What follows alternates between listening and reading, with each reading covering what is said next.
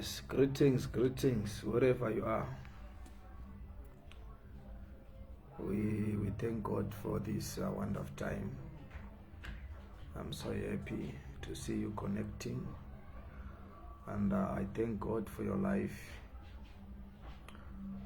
I thank God for your life. Thank you so much for connecting. Thank you so much for connecting. Thank you so much for connecting. We give glory to God. God is good. God is good. God is good. God is good. God is good. God is good. Thank you so much for connecting. Thank you so much for connecting. Let's share the broadcast. Once you are joiner, just share the broadcast, and God will bless you for that. Do it for God. Do it for God. Also, let me know where are you watching from. Once you join, share the broadcast. It's been a while not coming live. Nekuti handitaure kana Mwari vasina kutaura. Kana Mwari vasina kutaura tichikanda edu majokes tichimbofara. Asi kana Mwari vataura ndoya live ndotaura nemi. So just share the broadcast. Share the broadcast. Nditaure shoko kupenyu wako.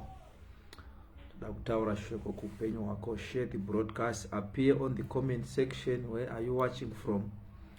This we say to connect our copy so that I can locate you in the spirit. Nditaure shoko rinoendera nenzvimbo yauri kuti ugone kunge uchibatsirika. Oh, thank you Jesus. Thank you Jesus. Just share the broadcast. Share the broadcast. Mention the place that you are watching from. Ngotaura kuti ndikuona ndiri kwandiri kwakati nzvimbo yakati guta rakati oro nyika yakati. Nditange kutaura kuupenyu hweva connector. Takamirira kuti vanhu vauye vakawanda. Regai ndidzidzise zvishoma panhau yekuactivata shoko rechiprofita. Vanhu vazhinji havasisina tariro, havachabvume chiprofita nekuti vanotaura kuti ndakaenda kukereke yakati ndikapiwa chiprofita, ndikanoona mufundisi ndingi ndikapiwa chiprofita, but hapana kana wani chakabudirira. Regai ndikubatsirei. Hatingati vaprofita vanonyepa kana kuti wakanyeperwa, but imwe pati ndousina kuita. Unofanirwa kuactivate the prophetic word. You need to act upon the word so that it can be activated. For example, Hezekiah anoudzwa kurwara na prophet Isaiah. Hezekiah audzwa kunzi kurwara kwako ndekwerufu. Haanetsani namuprofita, but anoti asara mumba make anotarira madziro otanga kunamata. Oti Mwari, tariraiwo mabasa akanaka andakaita panyika. Hazi kuti handisi kuda kufa, but ari kuti Mwari, tarisaiwo mabasa akanaka andakaita panyika. Then Mwari vari kubva vataura futi kuna the prophet Isaiah kuti udza Hezekiah kuti kurwara, kuti ndawedzera makore 15 ekurarama paurwere hwanga ndataura. Zvoreva kuti pega pega paunopiwa shoko rechiprofita, you don't have to relax, you need to act. So pamashoko esa wakaudzwa, mathima wakapiwa kuchechi, madeclarations wakapiwa, zizva wakaita zvinoita kuti shoko rechiprofita ringe richitanga kushanda. Zizva wakaita zvinoita kuti shoko rawakaudzwa rechiprofita rishande mumhuri mako. Wakaudzwa kunzi unochata gore rino, gore rakutopera usati wachata.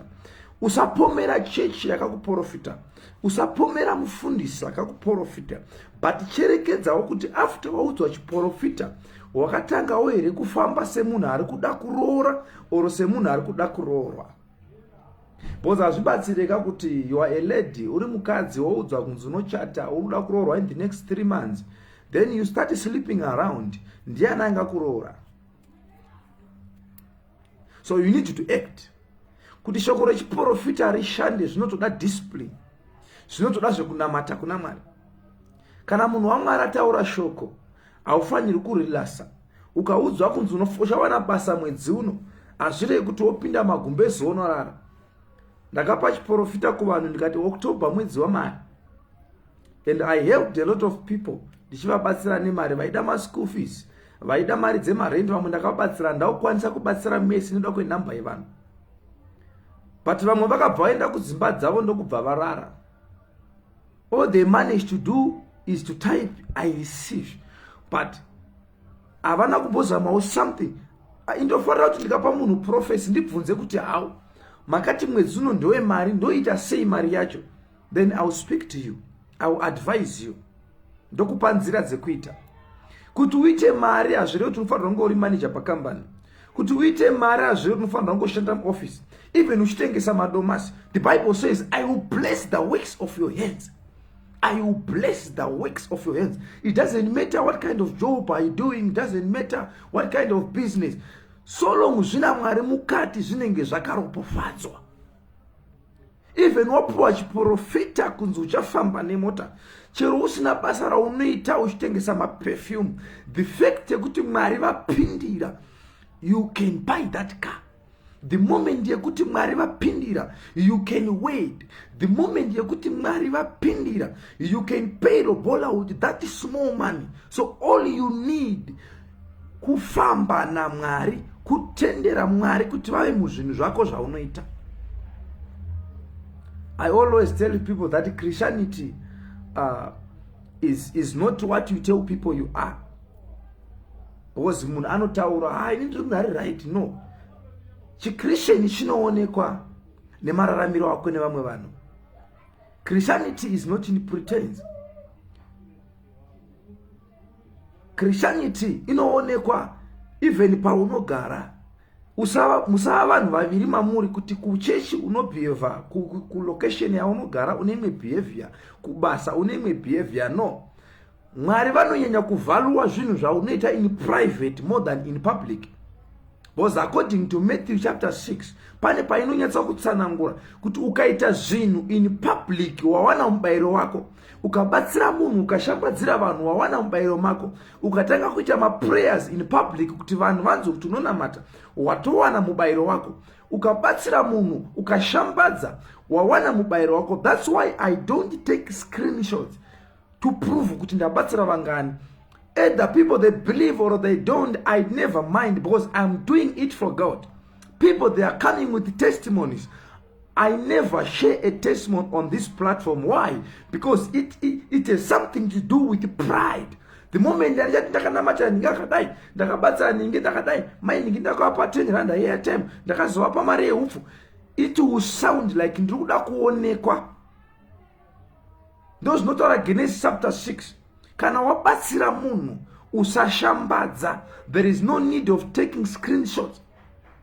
Inchero kwa inbox wangu anoza dambudziko rako handimbofi ndakaritora personal, handimbofi ndakazoritora ndikarisa pa social media. Why? Because mwari wedu haanei nazvo. Kana ndatinamata kuna mwari zvako zvikaita kwandiudza kuti zvaita, indodzokera muprayer ndotenda mwari, kwete kuti ndoya pandoti onai uyu yakazopora. No. So ndiri kukudzidzisa kuti kudini ukabatsira munhu muupenyu or anything chaunoita, ziva kuti mwari vanovaluwa uye vanoriwarda zvinhu zvinoitwa in private more than in public. Remember, relationship yako namwari hainei nesu. Paunofa anotongwa ndiwe, mabasa ako ndo anokuendesa kudenga kana kugehena. Unotongwa nezvawakabata, kwete zvawainyengera nevanhu. Zvawakabata iwewe kuti upinde denga haisi nawe kuti uri kundifollowa kana kuti unopinda church inonzi ipi, inhauye mabasa aunoita in private. Because in church you pretend to be holy, then in your area ndo pauno show your true colors. So I want to help someone. Kune vanhu vari kumisa destiny helpers on social platforms because of pretending. They are pretending to be rich, they are pretending kuva nezvinhu ivo vasina. Usafadza vanhu nezvinhu zvausina. Be who you are. Vanokusema ngavakuseme kuitira kuti mwari vagone kukuconnecta nemadestiny helpers. Kune vanhu vakatoudzwa naMwari kuti vabatsire vanhu online, but havasi kukwanisa kubatsira because muri kupretenda. Kune vanhu vakapiwa mbatya dzekuti vape vanhu, vakaudzwa naMwari kuti the moment yaunoenda pasocial media uchaona vanhu vakashama vashambidze, but nokuda kuti unokwereta hembe uchitorwa maphotos uchiuploada, madestiny helpers ari kubva atadza kuziva kuti ndiani. Kune vanhu vari kufamba nemota dzakawanda vakatumwa even kuti batsirai vamwe vanhu vaMwari, batsirai zvamwe vanhu vanoimba, batsirai vamwe macelebrity pasocial media, but nekuda kuti unopretenda ukwanisi kubatsirika. So manhero anhasi, I want to encourage you, usaita zvinhu zvekufadza vanhu iwe uchisafa mukati. Kana usina chokudya, be open. Kana usina mari yerent, be open. Ndikanyora posta uchida kubatsirwa, usauya kuinbox, enda pa comment section, then appear there. I will help you kana uchibatsirika. Kwete kunyara kumaya kuinbox oya kuwhatsapp without uri kuzvikuvadza ndiwe. Remember, on Facebook we are not your real friends. Tingori shamwari pa Facebook tichimhoresana, but deep we are not real friends. Because ndokona kudya chikafu ndakaenda mbini, but uchi pretense seunacho ugofa nenzara. Saka zviri nani kuti kana wawana munhu akupa mukana, be honest, wonyatsa kuva pachena kwete kupretenda. Let me go back to my topic. Kuactivate shoko rechiprofita. Ndikakuudza kuti tsitsi, I see you traveling different countries. I see you traveling abroad. You have to ask kuti how, because munhu wamwari handina kana ma-connection. Then ndokuudza, because chiprofita chinoitiwa unovhurira munhu mukana wekuti arambe achiona nekupfurikidza nekubvuma. But ukatanga kuprofitiwa, then you remain silent. You end up like uri kuvharira munhu kuti asaona. So zviri kuita chiprofita zvichashanda muupenyu hwenyu, muri kuzvivanza, hamusi kuda kubuda pachena. That's why Elisha audziwa kunzi demo rawira mumvura. Anobvunza kuti raunongedza pawira demo. Munhu wamwari anoprofita, but ari kuti munana kuti demo ribude pari kutoda kunongedzerwa. Same applies neni. Ndikati how can I help you? Unoda kuda kuti mwari vakuitira chini. Haungati hanzi just pray mwari wenyu ngakuite zvakada. No. We are in a serious matter. Ndiri kubvunza kuti unoda kuti mwari vakuitirei. Just be a parent, man of God. I'm struggling. I want to get married. I want to hold a baby on my hand. I want to get a job. I want my business I need more connections. I need to establish a certain business. When you talk about specific, let me tell you, when you are praying, be specific in prayer. Prayer is a drama. And also deceiver. Don't allow someone to deceive you that prayer doesn't work. Kunamata akunyadzise, kushumira zve akunyadzise, kuimba zve akunyadzise, kuimbira Mwari, kutambira zve Mwari akunyadzise. So whenever you get a chance to pray, pray like you are dying that day. Pray like you are dying today. No matter zvekuti unonzi kuhwamwari vachitaura kupenyu hwako. The Bible says God is not a silent father. So kana wanamata ukasanzwa vasina kupindira, which means hausati watanga kunamata. Prayer yesadza neprayer yetransformation yakasiyana.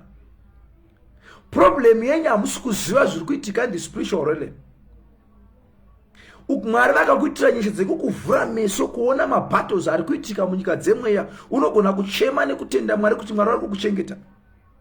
Vanhu vari kufuma makafa, vamwe vari kuita ma-accidents, vamwe vari kuita sei, but uri kurarama every day. Mwari vari kukupa mukana wekuti unamate. Chinonyadzisa Satani, rekani bokubatsira, hakusi kunamata wachimutuka. Kumutuka kupedza nguva, because the devil already knows that he is a liar, he is a evil. Saka zvamuita zvezvo a liar, a evil, you are praising him because uri kumuudza zvaari. But the moment anotanga kuudza Mwari zvaari, ndo zvinobohwa Satan. Listen, there is this proverb that says, when the praises go up, his glory comes down. Ukatanga kusumudza maoko ako uri mumba uchi, Father, you are holy. That is prayer only can transform your life. That prayer only can cause breakthrough in your life. Prayer is kungodemba. Prayer ndeye kuwoshipa Mwari. Prayer ndeye kurumbidza Mwari, kumuudza zvaari, kumuudza zvaakanakira, kumuudza zvezvaakakoshera. Ndo zvega zvinobohwa Satan, ndo zvega zvinounza shanduko muupenyu hwako. Pese paunosenda prayer request, I don't just declare, ndotanga kutombomurumbidzawo Mwari kuti Mwari ndokutendai, mwana uyo aya kwandiri ari mupenyu, kureva kuti munomuda. Zvega izvozvo tanga kusotesa mweya yakakutenderedza.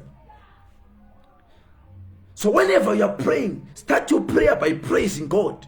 Kwete kungotanga nekungopema. No. Mwari haapemi, Mwari haanyengererwi. Anotoudziwa achirumbidzwa zvaari, kutodzikamisa hana yako, haiti hasha futi, because ndiye muridzi wezvese. Chero ukamutsamwira hauna zvaunoita.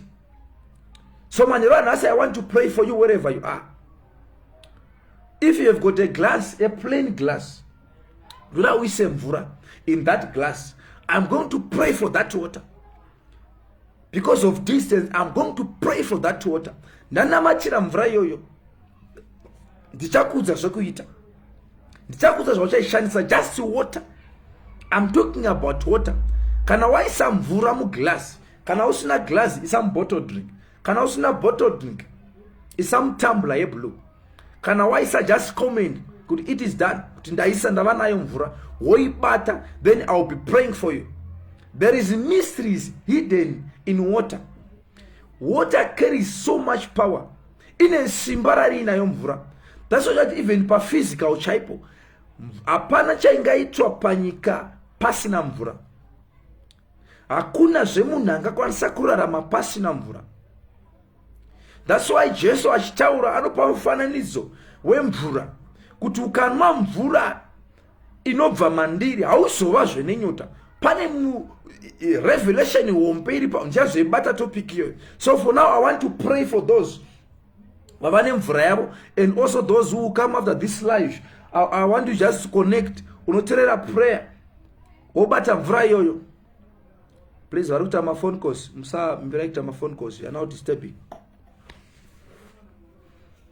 We thank God. I want to pray for that water wherever you are. Don't worry, this August money is going to come to your pocket. Money is going to come to your pocket. I don't care